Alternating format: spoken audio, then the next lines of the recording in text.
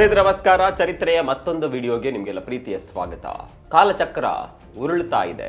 ಯಾವ ದೇಶ ತನ್ನ ರಕ್ಷಣಾ ಅಗತ್ಯತೆಗಳಿಗಾಗಿ ಪರರಾಷ್ಟ್ರಗಳನ್ನ ಅವಲಂಬಿಸಿತ್ತೋ ಇಂದು ಅದೇ ರಾಷ್ಟ್ರ ಪಾಶ್ಚಿಮಾತ್ಯ ರಾಷ್ಟ್ರಗಳಿಗೆ ಸೆಡ್ ಹೊಡಿತಾ ಇದೆ. ರಕ್ಷಣಾ ಕ್ಷೇತ್ರದಲ್ಲಿ ಸ್ವಾವಲಂಬನೆ ಸಾಧಿಸ್ತಾ ಇದೆ. ಊರಿಗೆ ನಾನೊಬ್ಬನೇ ದಂಡನಾಯಕ ಅನ್ನುವ ಅಮೆರಿಕದ ಅಹಂಕಾರಕ್ಕೂ ದಿಟ್ಟ ಉತ್ತರ ನೀಡ್ತಾ ಇದೆ. ಭಾರತ ಈಗ ಕೇವಲ ಅಭಿವೃದ್ಧಿಶೀಲ ರಾಷ್ಟ್ರವಲ್ಲ, ಪ್ರಗತಿಯೆಡೆಗೆ ದಡ ಸೇರುತ್ತಿರುವ ಜಗತ್ತಿನ ಅತಿ ದೊಡ್ಡ ಆರ್ಥಿಕತೆಗಳಲ್ಲಿ ಒಂದು. ದೇಶವೀಗ ರಕ್ಷಣಾ ಕ್ಷೇತ್ರದಲ್ಲಿ ಮತ್ತೊಂದು ಮಹತ್ವದ ಮೈಲಿಗಲ್ಲು ಸ್ಥಾಪಿಸಿದೆ. ತಮ್ಮ ನೆರವಿಲ್ಲದೆ ಭಾರತಕ್ಕಿದು ಅಸಾಧ್ಯ ಅಂತ ಯಾವುದನ್ನ ಪಾಶ್ಚಿಮಾತ್ಯ ಜಗತ್ತು ಅಂದುಕೊಂಡಿತ್ತೋ ಅದನ್ನಿಂದು ಇಂಡಿಯಾ ಮಾಡಿ ತೋರಿಸಿದೆ. ಭಾರತದ ಮೊದಲ ಎಐ ಆಧಾರಿತ ಯುದ್ಧ ಡ್ರೋನ್ ಎಂಬ ಖ್ಯಾತಿ ಹೊಂದಿರುವ ಕಾಲ ಭೈರವನನ್ನ ಖಾಸಗಿ ರಕ್ಷಣಾ ಸಂಸ್ಥೆಯೊಂದು ಅಭಿವೃದ್ಧಿಪಡಿಸಿದೆ.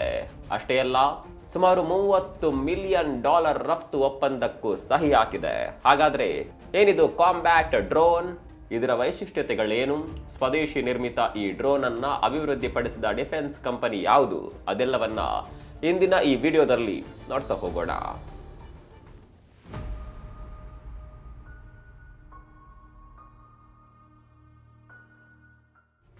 ಸ್ನೇಹಿತರೆ, ಭಾರತ ರಕ್ಷಣಾ ಕ್ಷೇತ್ರದಲ್ಲಿ ಮತ್ತೊಂದು ಹೆಜ್ಜೆ ಮುಂದಡಿ ಇಡ್ತಾ ಇದೆ. ಭಾರತೀಯರೆಲ್ಲರೂ ಖುಷಿ ಪಡಬಹುದಾದ ಅಚ್ಚರಿಯ ಸುದ್ದಿಯೊಂದು ಹೊರಬಿದ್ದಿದೆ.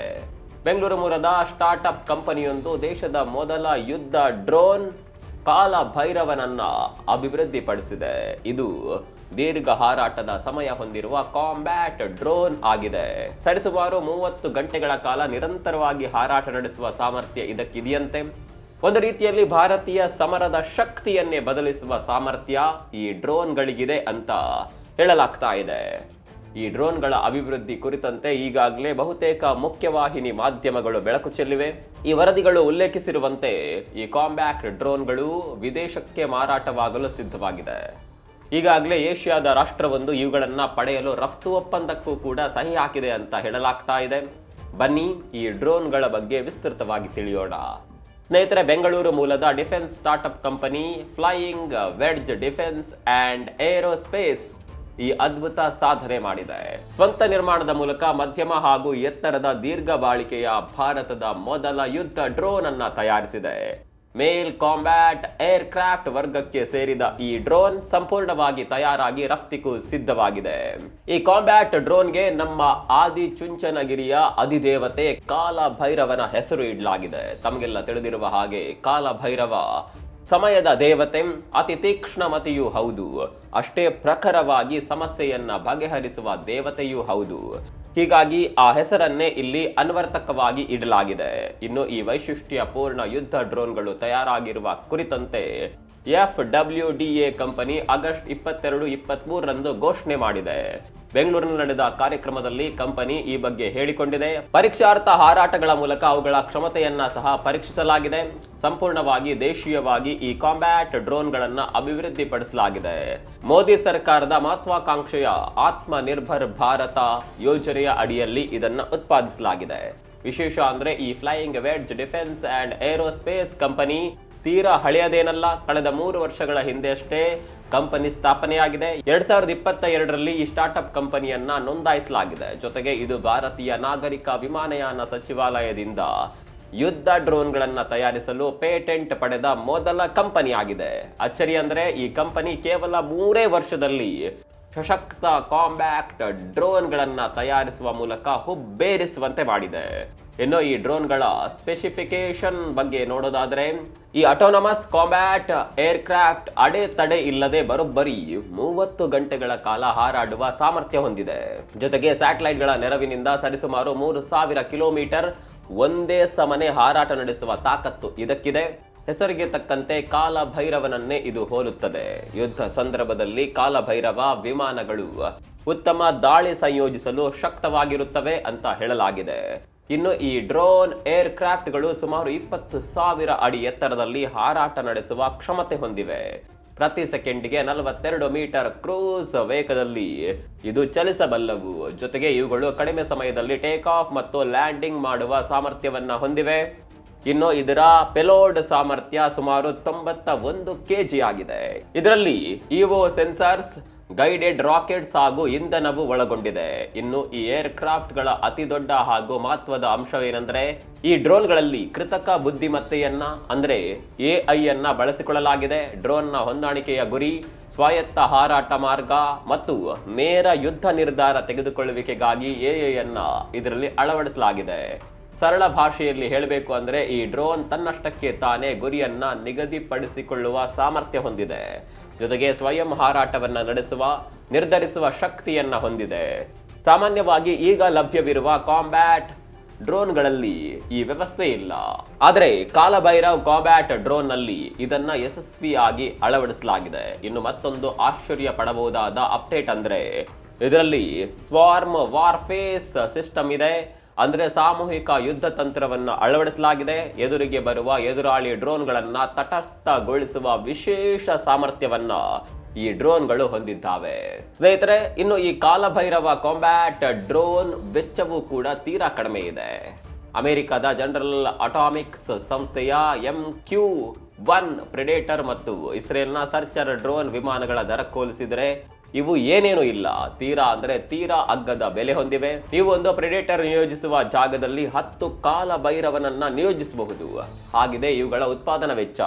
ಅಂದಹಾಗೆ ಅಮೆರಿಕದ ಪ್ರೆಡೇಟರ್ ಡ್ರೋನ್ ಬೆಲೆ ಅಂದಾಜು $100 ಮಿಲಿಯನ್, ಅಂದ್ರೆ 1000 ಕೋಟಿ.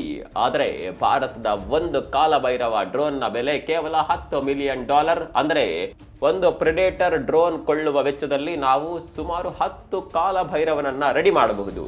ನಿಮ್ಗೆ ಗೊತ್ತಿರಲಿ, ದಶಕಗಳಿಂದ ಭಾರತವು ಪ್ರೆಡೇಟರ್ ಮತ್ತು ಇಸ್ರೇಲಿ ಸರ್ಚರ್ ಮಾದರಿಗಳಂತಹ ವಿದೇಶಿ ವ್ಯವಸ್ಥೆಗಳನ್ನೇ ಅವಲಂಬಿಸಿದೆ. ಈ ಡ್ರೋನ್ ತಯಾರಿಕೆಯೊಂದಿಗೆ ಭಾರತ ಸ್ವಾವಲಂಬನೆ ಸಾಧಿಸಿದಂತಾಗಿದೆ. ಅಲ್ಲದೆ ಇದು ಭವಿಷ್ಯದಲ್ಲಿ ಭಾರತ ರಕ್ಷಣಾ ಸಾಮಗ್ರಿಗಳ ರಫ್ತು ವ್ಯವಹಾರವನ್ನೇ ಬದಲಿಸುವ ಸಾಮರ್ಥ್ಯ ಹೊಂದಿದೆ. ವಿಚಿತ್ರ ಅಂದ್ರೆ ಅಮೆರಿಕದ ಯುದ್ಧ ಡ್ರೋನ್ಗಳಿಗೂ ನಮ್ಮ ಕಾಲಭೈರವನಿಗೂ ತಾಂತ್ರಿಕತೆಯಲ್ಲಿ ಯಾವುದೇ ವ್ಯತ್ಯಾಸ ಇಲ್ಲ.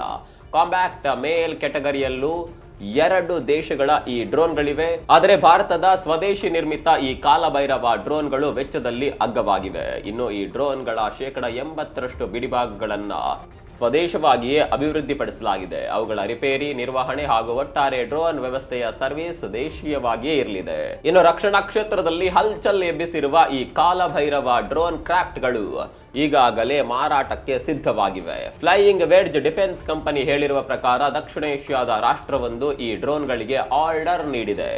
ಸರಿಸುಮಾರು $30 ಮಿಲಿಯನ್ ವೆಚ್ಚದ ಒಪ್ಪಂದಕ್ಕೆ ಕಂಪನಿ ಸಹಿ ಹಾಕಿದೆ ಅಂತ flying wedge defence CEO Suhas Tejas ಹೇಳಿದ್ದಾರೆ. ಈ ಒಪ್ಪಂದ ಸ್ವದೇಶಿ ನಿರ್ಮಿತ ಏರ್ ಕ್ರಾಫ್ಟ್ ಗಳ ಮೇಲೆ ಅಂತಾರಾಷ್ಟ್ರೀಯ ನಂಬಿಕೆಯನ್ನ ಒತ್ತಿ ಹೇಳುತ್ತದೆ ಮತ್ತು ಸುಧಾರಿತ ರಕ್ಷಣಾ ವ್ಯವಸ್ಥೆಗಳ ವಿಶ್ವಾಸಾರ್ಹ ಪೂರೈಕೆದಾರರಾಗಿ ಭಾರತ ಹೊರಹೊಮ್ಮುವಿಕೆಯ ಸಂಕೇತವಾಗಿದೆ ಅಂತ FWDA ಕಂಪನಿ ಹೇಳಿದೆ. ಇನ್ನು ಕಂಪನಿಯ ಮಾರಾಟ ಒಪ್ಪಂದ ಇತ್ತೀಚಿನ ದಿನಗಳಲ್ಲಿ ನಡೆದ ದೊಡ್ಡ ರಕ್ಷಣಾ ರಫ್ತು ವ್ಯವಹಾರವಾಗಿದೆ. ಯುದ್ಧ ಸಂದರ್ಭದಲ್ಲಿ ಬೇರೆ ದೇಶಗಳ ಮೇಲೆ ಡಿಜಿಟಲ್ ಅವಲಂಬನೆ ಅಪಾಯಕಾರಿಯಾಗುವ ಸಾಧ್ಯತೆ ಇರುತ್ತದೆ. ಅಲ್ಲದೆ ವಿದೇಶಗಳ ಮೇಲಿನ ಅವಲಂಬನೆಯನ್ನ ತಪ್ಪಿಸುವ ನಿಟ್ಟಿನಲ್ಲಿ ಸಮರಾಸ್ತ್ರಗಳ ತಯಾರಿಕೆ ಬಹಳ ಮಹತ್ವ ಪಡೆದುಕೊಂಡಿದೆ. ಆ ನಿಟ್ಟಿನಲ್ಲಿ ನರೇಂದ್ರ ಮೋದಿ ನೇತೃತ್ವದ ಕೇಂದ್ರ ಸರ್ಕಾರ 10 ಹಲವು ಉಪಕ್ರಮಗಳನ್ನು ತೆಗೆದುಕೊಂಡಿದೆ. ವಿಶೇಷವಾಗಿ ಆತ್ಮ ನಿರ್ಭರ್ ಯೋಜನೆ ಅಡಿಯಲ್ಲಿ ಭಾರತ ಸಶಕ್ತವಾಗಿ ಬೆಳೆಯುತ್ತಿದೆ. ಕಳೆದ 12 ವರ್ಷದಲ್ಲಿ ರಕ್ಷಣಾ ಕ್ಷೇತ್ರದ ವ್ಯವಹಾರ ದುಪ್ಪಟ್ಟಾಗಿರುವುದೇ ಇದಕ್ಕೆ ಸಾಕ್ಷಿಯಾಗಿದೆ.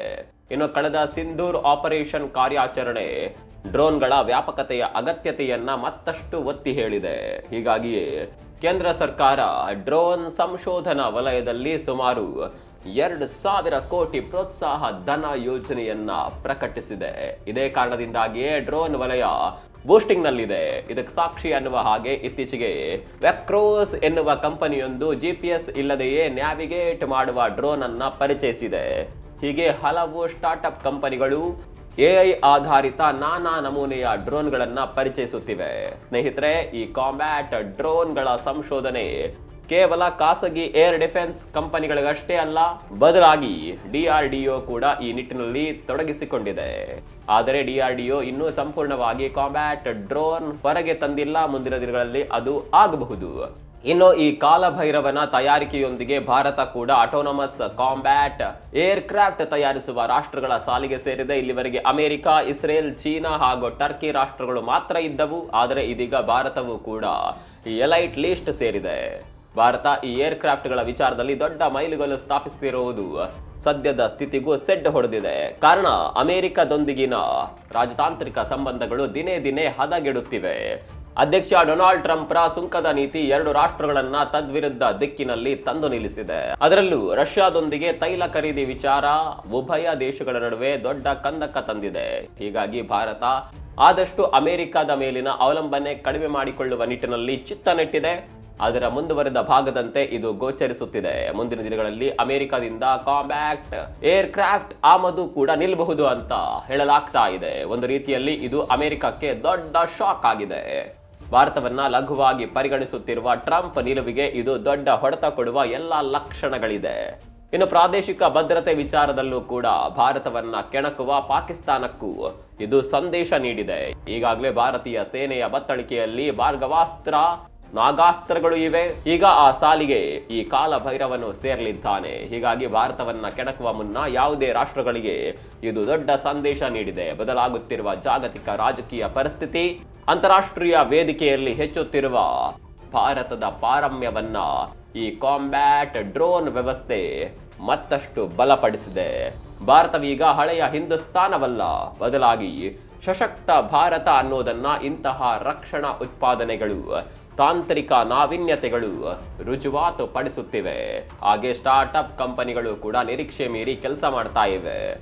ಅದರಲ್ಲೂ ಬೆಂಗಳೂರು ಮೂಲದ flying wedge defence and aerospace ಕಂಪನಿಯ ಈ ಸಾಧನೆ ನಿಜಕ್ಕೂ ಮೆಚ್ಚುವಂತದ್ದು. ಕನ್ನಡಿಗರಾದ ನಮಗೆ ಇದು ಮತ್ತಷ್ಟು ಹೆಮ್ಮೆ ಮೂಡಿಸುವ ವಿಚಾರ. ಮುಂದಿನ ದಿನಗಳಲ್ಲಿ ನಮ್ಮ ಸ್ವಾವಲಂಬನೆಯ ಹೆಜ್ಜೆಗಳು ಮತ್ತಷ್ಟು ದೃಢವಾಗಲಿ. ಒಟ್ನಲ್ಲಿ ರಕ್ಷಣಾ ಕ್ಷೇತ್ರದಲ್ಲಿ ಭಾರತದ ಹೆಜ್ಜೆ ಗುರುತುಗಳು ಉತ್ತರೋತ್ತರವಾಗಿ ಮತ್ತಷ್ಟು ದಿಟ್ಟತೆಯಿಂದ ಸಾಗಲಿ ಅಂತ ಹೇಳ್ತಾ ಇವತ್ತಿನ ಈ ಎಪಿಸೋಡ್ ಅನ್ನು ಮುಗಿಸ್ತಾ ಇದ್ದೇವೆ. ಭಾರತದ ಈ ಬೆಳವಣಿಗೆ ಬಗ್ಗೆ ನಿಮ್ಮ ಅಭಿಪ್ರಾಯವನ್ನ ಕಾಮೆಂಟ್ ಮಾಡಿ. ಮತ್ತೊಂದು ವಿಡಿಯೋ ಸಿಗೋಣ. ಅಲ್ಲಿವರೆಗೂ ನಮಸ್ಕಾರ.